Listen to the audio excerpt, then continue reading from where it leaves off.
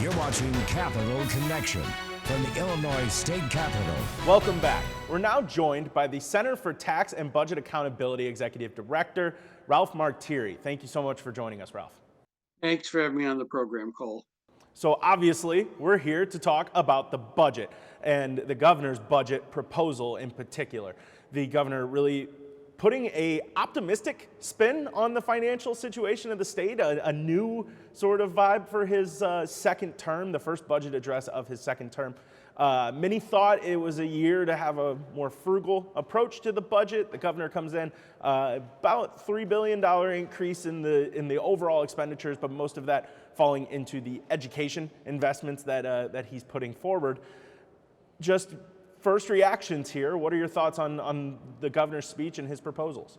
Well, I would say optimistic, yes, spin, no. I think this is really the first time since I've been working for the Center for Tax and Budget Accountability, which is almost the Paleozoic era. It goes all the way back to the year 2000 and Republican Governor George Ryan. This is the first time really that we've approached having an honestly balanced budget in the 20 some odd years I've been doing this. And if you go back to the comptroller's office, trying to find an honestly balanced budget in the state of Illinois, we couldn't find one going all the way back to 1985. And you know, Governor Pritzker deserves credit for a lot of the improvement in the state's fiscal condition. Yes, he did get some financial support from the federal government. $7 billion over a period of years. Yes, we had unexpected revenue production this year of $4.9 billion, and that'll always improve your fiscal condition. But if you think about how the governor utilized the money, he didn't go out there and create sort of the spending Christmas tree to make every constituency in the universe happy from a political standpoint, which is usually the pressure that an elected official, governor, mayor, state rep, whatever, feels when there's additional revenue, right? Give back goodies to the constituents. Instead, I mean, Pritzker in the last few years has done what? He's prepaid $700 million of pension debt. That's a good thing. He's eliminated some $3 billion in the back due bills, including health insurance claims for state workers. That's not a bad thing. He repaid all the COVID-related borrowings the state had, and which was $3 billion worth of borrowings. And in fact, he prepaid about $1.9 billion to pull out $2 billion of that early. So he also deposited $4 billion in change into our unemployment insurance trust fund, sorely needed, brought it right up to where it should be. And we now actually have something we could call a rainy day fund in Illinois. And we have never really been able to have that. Now, technical name for it's the Budget Stabilization Fund, but it's a rainy day fund. It's supposed to be there to help the state get through difficult fiscal times. Well, our rainy day fund from 2016 through 2020 hovered between, I don't know, 200 million and 400 million. And really for most of the Rauner administration, it was zeroed out to $0. Well, now he's got that up to 1.9 billion, and it's projected that at the end of the new fiscal year, the one that he just put a proposal on the table for FY 2024, that's going to be in excess of 2 billion. And so those are major steps forward. And so think about where we were, Cole, to where we are. The state had 8 bond rating downgrades just between 2015 and 2016. Thank you, Governor Rauner. I mean, going without a state budget for a couple of years really frowned upon by the bond rating agencies. He left a backlog of bills at the end of 2019 that approached $8 billion. I mean, this is the stuff that Pritzker was walking into. And since Pritzker's been in office, we've had 6 bond rating upgrades, sort of unheard of in the state of Illinois, number one. And he's going to have the accumulated deficit this year down to 1.15 billion. That's in a $49 billion general fund. And that, there's no way you have all your bills paid by the end of the fiscal year just from a timing standpoint. That is a very rational place to be. And he might have actually gotten a true balance if he hadn't decided to put so much money into the unemployment insurance trust fund. But that was a good investment. So net, optimism certainly was appropriately called for in this budget. I wonder what your thoughts were leading into this budget proposal, because there were a lot of people concerned. Obviously, the revenue projections for this coming year are looking pretty good, but there's always that concern. There was even the governor's office is expecting what they're calling a mild recession in the future. There were some calls for a very, very scaled back spending budget, as much as Illinois can do while also paying its required expenses. But even I had the comptroller on before the show. She originally said we don't want any frivolous expenditures. She's on board with the governor's budget proposal, And especially she is no spendthrift, our comptroller. She's a tough fiscal lady, man. Exactly. So I wonder what your thoughts were going in, and if it obviously, it's you got to get down into the details to really understand exactly where this kind of money is going. But if you're talking about the actual spending the state will be doing, do you feel like these are strong investments, especially in education, to have in a year where in a future that is a little bit uncertain compared to the past couple of years? Yeah, I mean, so the need for Illinois to invest a little bit more in core services is data driven. It's not some wish list by some quote unquote tax and spend liberal out there. Although I've always hated that phrase, tax and spend liberal. If you tax and spend on police, are you liberal? Really? At the end of the day? No, if you tax and spend, what you are is you're responsible. You're saying these are important core services and we're going to raise current tax revenue to fund them. If you borrow to spend, then you're kind of highly irresponsible. So I would like to change that terminology, Cole. I leave it up to you to get that done for me. Now, when you look at how the state spends its money, and people don't realize this for the most part, and polling data confirm that people don't know this. Over 9 out of every $10 the state of Illinois spends goes to one of just 4 things: education, healthcare, social services, and public safety. That's the state budget. I mean, literally about 5% of the state budget goes to everything else. So that would be central management services and environmental protection and the parks and the judicial system. And I'm sure waste, fraud, and abuse, we should have a line item for that. This is Illinois. But I mean, what that really highlights is the state really spends our money on really crucial core services. And the bad news is, even though the state's fiscal house has been turning around under Governor Pritzker's stewardship, last year at the end of the year, we were spending 16% less overall on those 4 core services of education, health, social services, and public safety than we had in the year 2000 under Republican Governor George Ryan, when you adjust for inflation. So Illinois has been disinvesting for decades because we've been dealing with crisis budget after crisis budget after crisis budget. We finally don't have a crisis budget. And then that gives legislators and the governor an opportunity to sit back and say, all right, well, how should we actually invest in the core services our state needs so that we could satisfy demographically driven demand? That's sort of our responsibility, right? Satisfy demand for those services and satisfy utilizing best practices, because we want to make sure we start generating those outcomes we want to see, whether it's from our education system, our healthcare system, or whatever. So it allows you to change your discussion a little bit and be more forward thinking. Politics generally doesn't allow for more forward thinking approaches to the budget. I mean, when you're in crisis mode every year, how do I wiggle through this without cutting too much stuff and get to just the next budget year? And now we're in a little different place. I'd say a little different place, much healthier than we've been. And certainly the federal money has helped us get here, although good stewardship of it by the Pritzker administration, that can't be understated. But we still have a structural deficit. Those problems that created these long-term imbalances between revenue and cost growth still exist. So in the state of Illinois, because our tax policy is antiquated and it doesn't really work in a modern economy. I mean, if you picked up a textbook and you looked at the 4 economic principles a tax system should have to work, we are 0 for 4. We satisfy none of them. So that's no bueno. And that's still in place. We still have a huge debt we owe to our pension systems that's primarily driven by literally debt service. It's not actually the cost of the benefits being earned or that were earned. It's the failure of the state to pay for the accrual of those benefits as they were accruing and racking up debt, almost $140 billion worth of debt. Those 2 pressures still exist.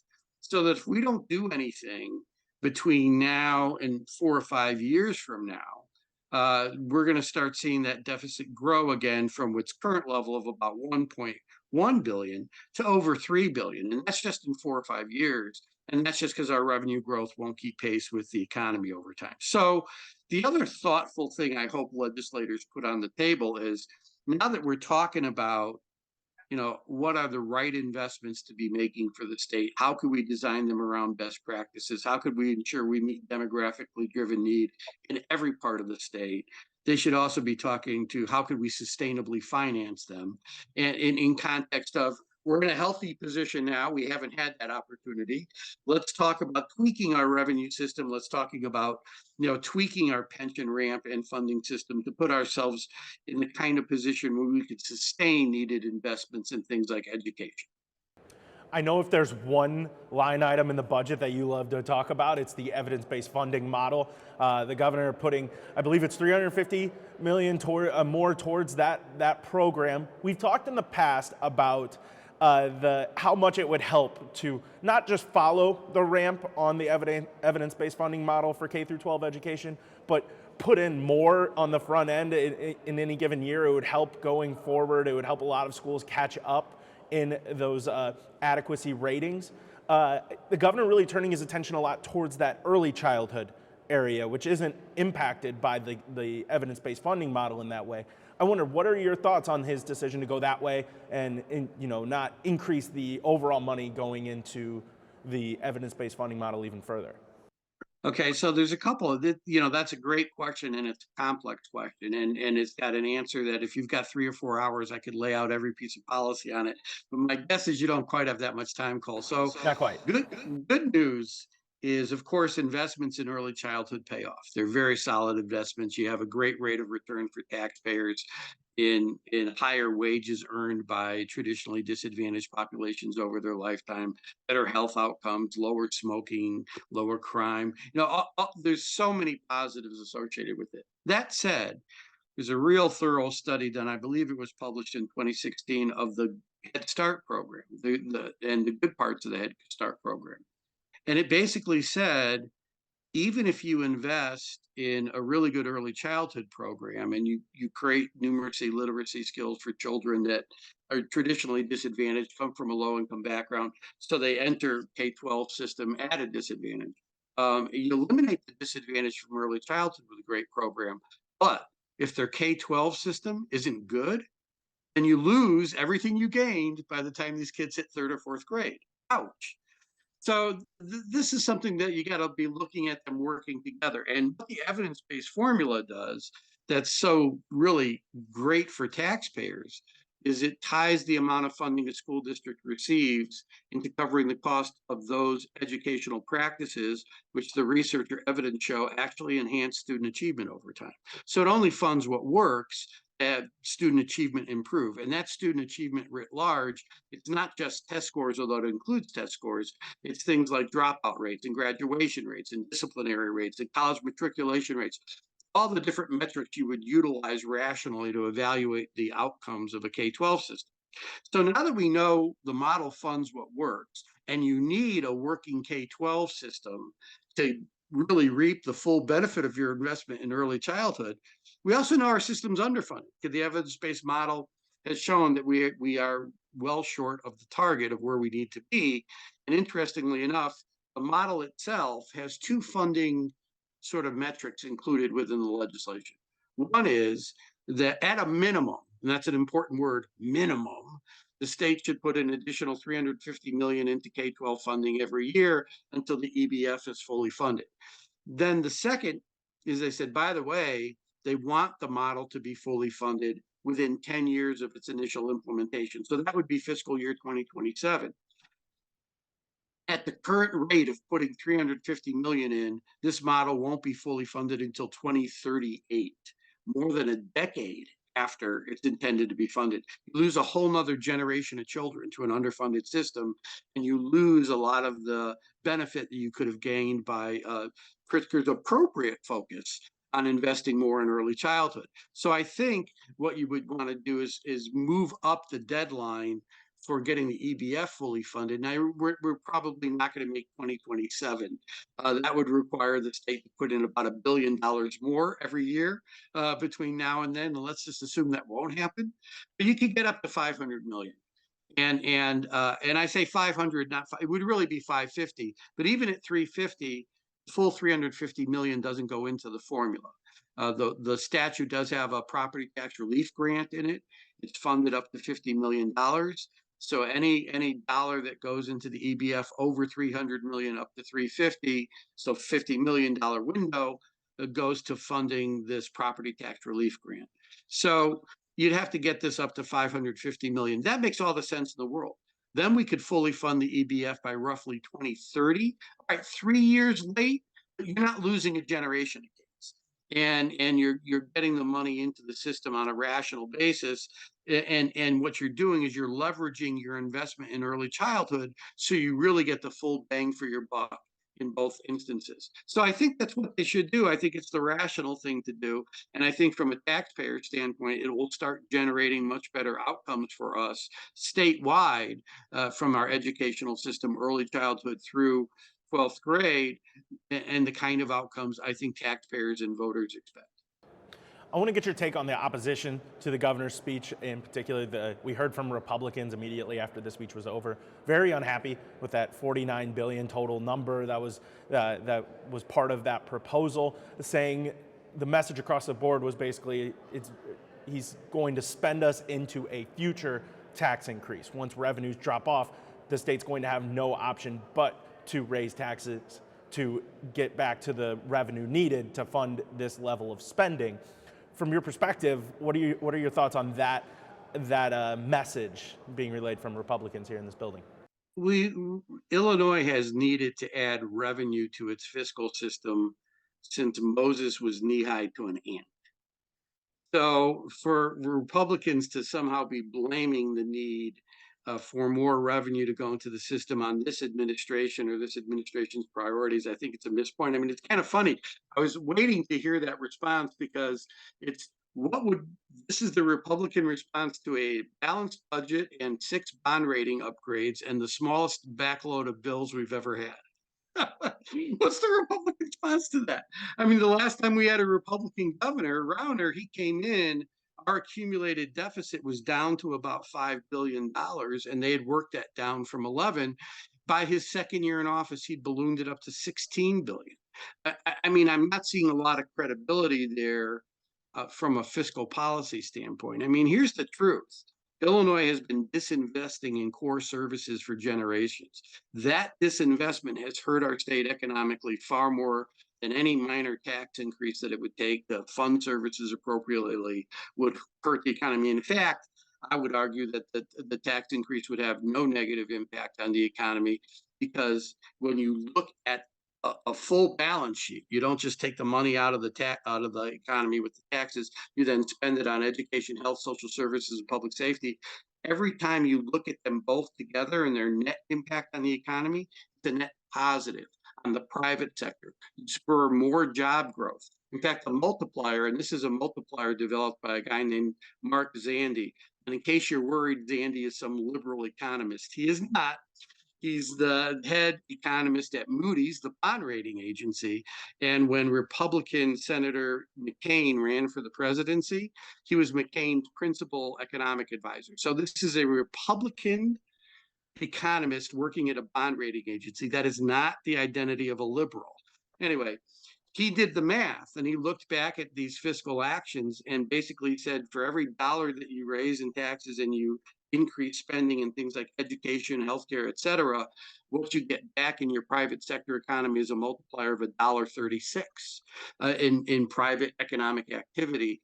And that stimulates job growth. The maximum amount you get from a tax cut is less than $1. So certain limited tax cuts for individuals, it has to be limited in time to encourage the people to spend the tax cut in the economy and not save it, right? If you do a limited time 3-year tax cut so they know they have a window, that has a multiplier of 90 cents for every dollar, compared to $1.36 in this combined setting. So net, I think what we have to have is a more data-based discussion about what level of revenue we need to really invest in those core services that not only will help our private sector economy, but quite frankly, have the capacity to generate a decent quality of life for people like, I don't know, homebound seniors, abused and neglected children, single working parents who are low income and need childcare, victims of domestic violence. I could go down the list of the services that we underfund in this state, but we don't have to, because if we raise taxes appropriately, we would still maintain our status as a low tax state. Illinois, if you look at the data from the Federation of Tax Administrators, we rank in the bottom third in the nation in total state and local tax burden as a percentage of income, counting every tax and every fee we charge at the state or local level versus every tax or fee at every other state of their income. So we're low tax to begin with. If we raised the revenue that we would need to sustain appropriate levels of investments in education, health, social services, and public safety, redo our pension ramp, our tax burden would certainly go up, but we'd go up from like bottom third to bottom half. You know, sixth largest population, fifth largest economy. Hard to claim you're high tax if you're the bottom half of the nation. So net, we just need a more data-driven rather than ideological discussion here. Got it. Well, Ralph Martiri with the Center for Tax and Budget Accountability, thank you so much for joining us. It's always a pleasure to have you on the show. I always enjoy it, Cole. Thank you. All right, when we come back, we're going to be sitting down with Representative LaShawn Ford to talk about the House of Representatives' new cannabis working group to sort through the future of marijuana's industry in Illinois. We'll be right back.